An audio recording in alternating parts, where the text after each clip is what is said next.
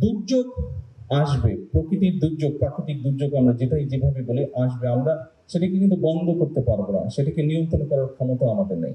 কিন্তু এই যে আমি কয়েকটা কথা বলবো, এখানে অনেক বেশ কয়েকটি কথা আছে।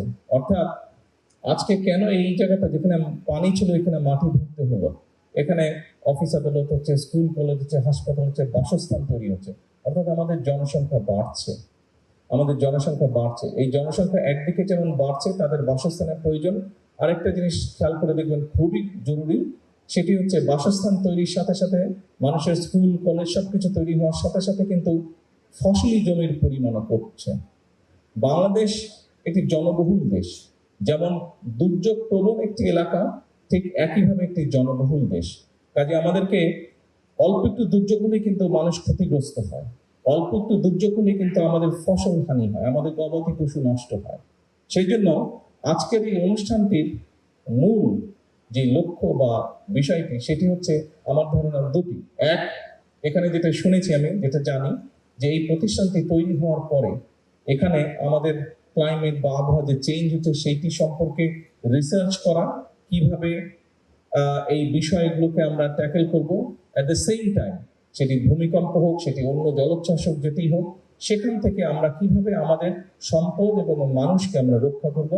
যারা কাজ করবে এই কাজে তাদেরকেও ট্রেনিং দেওয়া হবে, তাই তো, তাদেরকেও ট্রেনিং দেওয়া হবে। গুলশান এলাকায়, ক্যান্টনমেন্ট এলাকায়, এই যে এলাকাটি, এখানে আমার পরিষ্কার মনে আছে, ছোটবেলায় দেখেছি যে 50 ফিট গেলে, 50 ফিটও যাওয়া লাগতো না, 20-25 ফিট গেলেই বা 15 ফিট গেলেই পানি বের হতো। এখন আমি শুনেছি সেখানে প্রায় 600-700 ফিট নিচে যেতে হয় পানি পাওয়ার জন্য। এবং এটি আপনারা এখানে অনেকেই আছেন হয়তো কম বেশি ডাইরেক্টলি না হলে ইনডাইরেক্টলি কৃষিকাজের সাথে জড়িত, আপনারা এই খবরটা আপনারা জানেন। 20 কোটি লোকের ফসল উৎপাদনের জন্য আমাদের কৃষকরা সারা বাংলাদেশে তারা যে গভীর নলকূপের মাধ্যমে পানি টেনে তুলছে, তার ফলে যেটি হচ্ছে নিচে থেকে আস্তে আস্তে শূন্য হয়ে যাচ্ছে।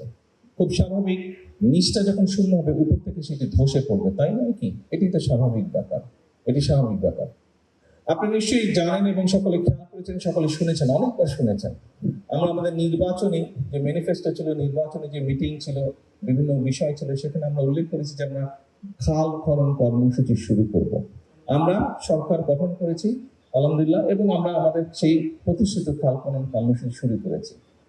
2-3 দিন আগে একজন সাংবাদিক এক জায়গায় বলছে বিএনপি খাল খনন কর্মসূচি শুরু করেছে, এটি তাদের একটি রাজনৈতিক প্রোগ্রাম, এই কথা কোনো হিসাব নেই, কিছু না, এটা করতে হবে বলে করেছে।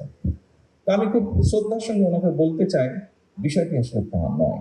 এই খাল খনন কর্মসূচির সাথে মানুষের জীবন ওতপ্রোতভাবে জড়িত, এই খাল খনন কর্মসূচির সাথে কৃষি জড়িত, এই খাল খনন কর্মসূচির সাথে এই ভূমিকম্প পর্যন্ত জড়িত।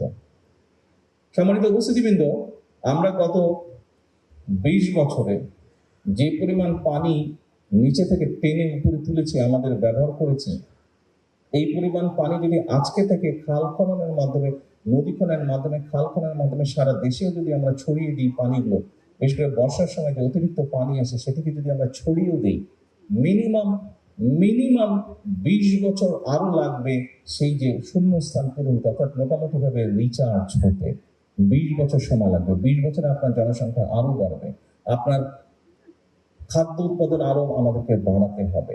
কাজেই আমাদেরকে কোনোভাবেই ভূগর্ভস্থ পানি ব্যবহার করা বোধহয় আমাদের জন্য বিপদজনক হয়ে যাচ্ছে, এবং এটিও কিন্তু দুর্যোগের সাথে সম্পর্কিত। যেভাবেই হোক আমাদেরকে খাল খনন কর্মসূচি শুরু করতে হবে।